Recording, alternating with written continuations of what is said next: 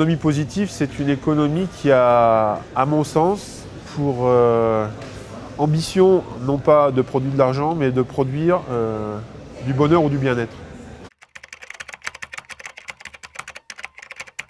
Si on veut avancer, si on veut transmettre notre savoir-faire, si on veut faire émerger des gens qui ont des idées, il faut trouver tout simplement le moyen de les faire subsister.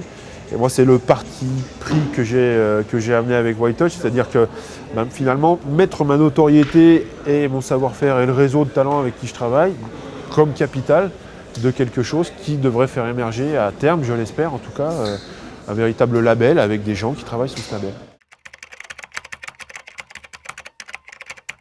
Quand vous arrivez dans la forêt tropicale primaire, vous êtes submergé par l'émotion.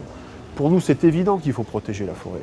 Quand vous êtes là, vous dites ah, « c'est génial », mais tous les gens qui n'ont pas la chance de vivre ça ne peuvent pas comprendre légitimement. Et plus, je crois, on sera capable de relayer cette émotion brute primaire qu'on peut recevoir dans ces plus beaux endroits du monde vers des gens qui sont aujourd'hui majoritairement urbains, plus on aura de chances de reconnecter l'homme à son habitat, au milieu dans lequel il vit.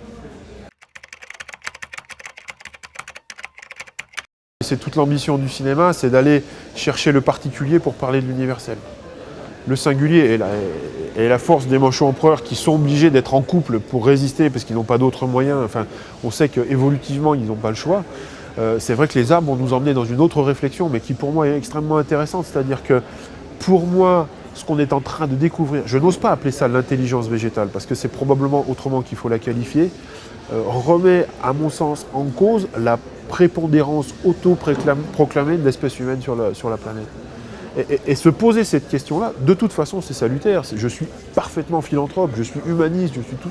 Mais c'est juste se dire qu'il y a des créatures qui ont un autre mode d'existence, sur des pas de temps qui sont différents, sur des logiques d'existence qui sont différents, et qui ont tout autant le droit que nous d'exister. Ce qu'on ne sait pas, si on prend le cas des arbres, c'est que les arbres, ils ont 700 ans devant eux. Et nous, on ne les a pas.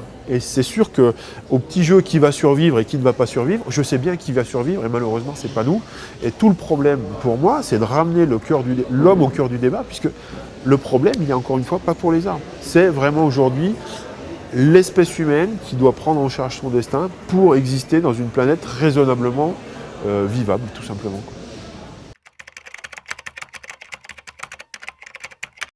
Ah oui, j'ai une utopie. Changer le monde.